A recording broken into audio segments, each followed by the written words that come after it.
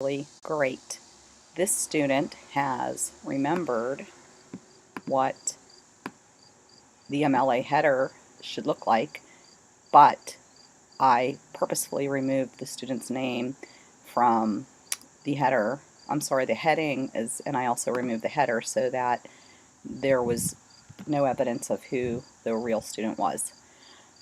So I'm going to simply look at this essay in terms of the MLA formatting as a sample screencast.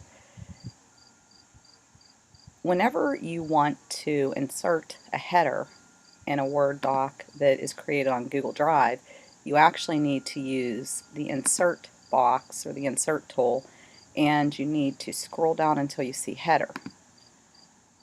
By selecting the right align tool, you can put your last name,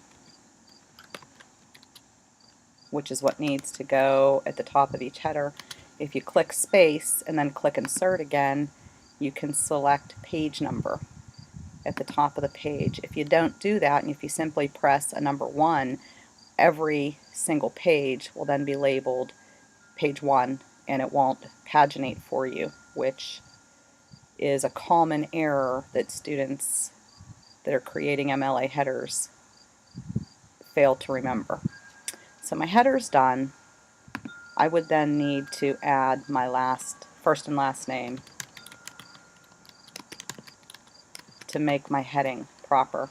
This student remembered the rule that I told him or her, and that was that I should start off immediately by making sure that my entire document was left aligned and that the formatting had the proper line spacing, and as you can see, it's double spaced, which allows me to then not have extra spaces between my heading, my title, and then the rest of my document. When I simply scroll down through here, I notice that the entire project not only has the correct left alignment with the exception of the title, which when you click on it you can see that it is centered, but this student remembered to do things like tab for each paragraph. They did not add extra spaces between paragraphs, which is a good thing, and they also remembered that they should use a font like Arial. If I look, the entire font size, however, is incorrect, and I would want to select my entire document before I change my font size to the proper font size, which would be 12 for MLA formatting. So I think I missed some of the ones down the bottom. I need to make sure the entire document is selected, and I now have 12-point font. And if I scroll down to page 2, I can see now that my header is proper with a page 2 at the top.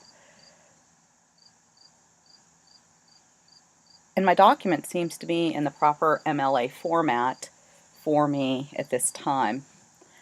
For future screencasts, you can expect to see things addressed like faulty parallelism, sentence structure variation, common mistakes that students make with creating proper subject and verb agreement, or even pronoun antecedent agreement.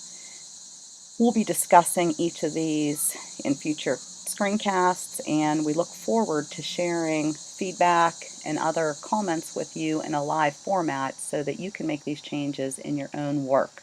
Thanks for watching.